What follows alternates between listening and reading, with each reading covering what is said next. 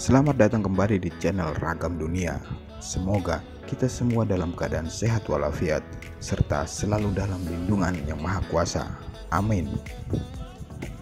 Dalam video kali ini, saya akan membahas tentang saudara-saudara kita yang berada di benua Amerika Selatan bagian utara, yakni di negara Suriname.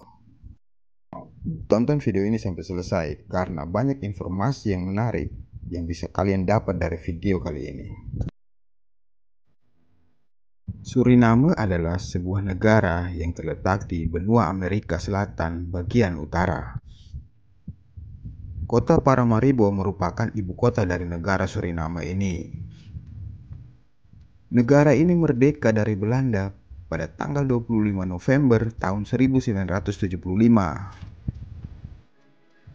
Luas wilayahnya adalah 163.820 km persegi dengan jumlah populasi sebesar 586.000 penduduk menurut data dari World Bank di tahun 2019. Emas adalah komoditas ekspor utama negara Suriname.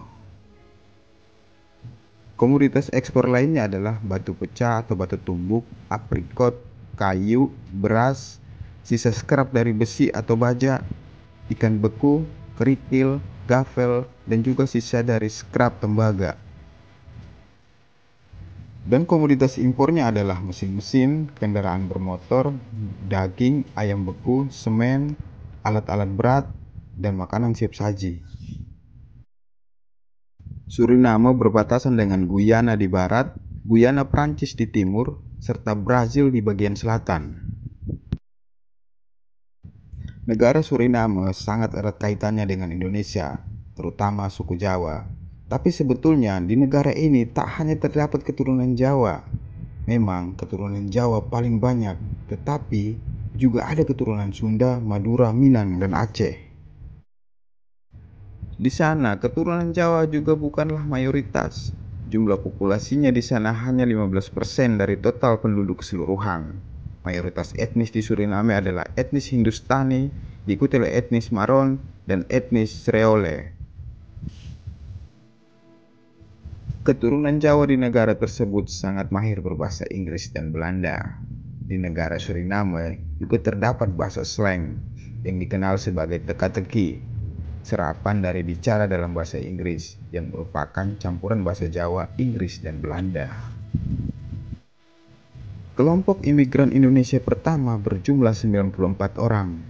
Tiba di Suriname pada 9 Agustus tahun 1890 saat negara tersebut diduduki oleh Belanda.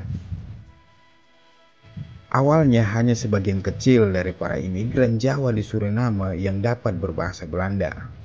Mereka juga belum mengenal bahasa masyarakat setempat seperti Saranantongo, Hindi, Amerindian, dan Bus Negro. Para imigran Jawa Indonesia pada saat itu bukanlah pekerja terlatih, terkecuali sejumlah kecil yang berprofesi sebagai petani, pekerja perusahaan gula, dan buruh perkebunan kopi atau coklat. Kondisi tersebut diperburuk oleh kenyataan bahwa para penguasa Belanda yang otokratik tidak memberi kesempatan bagi imigran Jawa untuk berkembang. Di samping itu, karena Indonesia pada saat itu masih berada di bawah kekuasaan Belanda, maka sebagian besar imigran Jawa tercatat sebagai warga Belanda. Tidak ada perwakilan khusus yang dapat menyalurkan aspirasi atau memberi perlindungan kepada masyarakat Jawa pada awal keberadaan mereka di Suriname. Satu-satunya fasilitas yang dapat mereka nikmati adalah perlindungan kerja yang diberikan oleh para majikan mereka. Namun, para majikan ini pun dalam peranannya sebagai ujung tombak perekonomian Belanda, lebih mengutamakan hasil kerja para buruh daripada meningkatkan standar hidup bawahannya. Faktor lain penyebab keterbelakangan masyarakat keturunan Jawa saat itu di Suriname adalah kuatnya memelihara pola kehidupan tradisionalnya. Mereka menolak setiap pengaruh asing atau barat yang dipandang dapat merusak pola kehidupan yang mereka yakini. Beberapa orang keturunan Jawa baru dapat menduduki posisi yang agak terpandang setelah sekitar 30 tahun kedatangan mereka pertama kali. Misalnya sebagai mandor tebu, lurah di kawasan perkebunan, perawat, penerjemah, dan guru. Pada akhir tahun 70-an, sebagian kecil keturunan Jawa telah berhasil menyandang gelar kesarjanaan dalam bidang teknik, hukum, kedokteran, ilmu fisika, dan teologi. Namun, secara umum, mereka tetap tidak tertarik melakukan kegiatan bisnis. Hanya beberapa yang telah berhasil sebagai pengusaha toko, pengusaha angkutan, dan restoran. Tetapi, bidang politik mulai menarik perhatian mereka.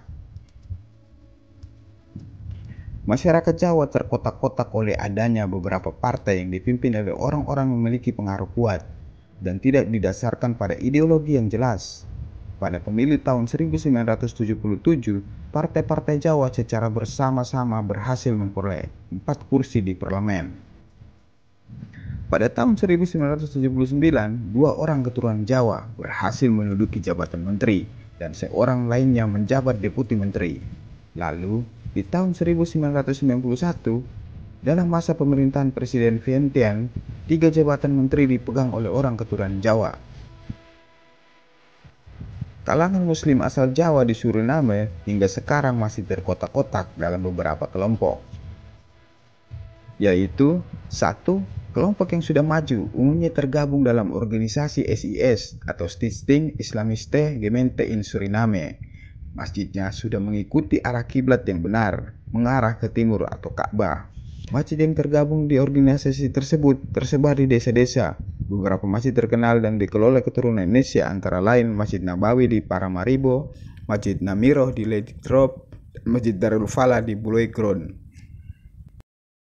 2. Kelompok ortodoks yang masih melestarikan dan memegang teguh adat istiadat para leluhurnya dari Indonesia atau Jawa. Kiblat masjidnya masih ke barat seperti nenek moyangnya sewaktu sholat di Jawa. Golongan ini umumnya tinggal di desa-desa atau pedalaman dan tergabung dalam FIGS atau Federation Islamiste Gemeente Suriname.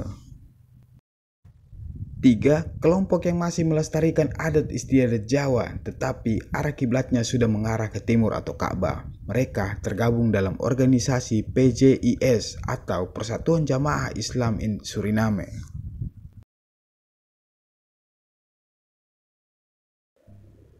Persentase penganut agama di Suriname terbilang berimbang. Agama Hindu adalah agama mayoritas di negara tersebut. Sekitar 27,4% penganut agama Hindu. Kristen Protestan 25,2%, Kristen Katolik 22,8%, dan Islam sebesar 19,6%. Semoga kehidupan saudara-saudara kita di Suriname makin maju. Dan semoga mereka tetap melestarikan budaya nenek moyang mereka, yakni budaya besar Indonesia. Terima kasih sudah menonton. Semoga informasi kali ini bermanfaat untuk kalian semua. Jangan lupa like, komen, dan subscribe jika informasi ini bermanfaat untuk kalian semua.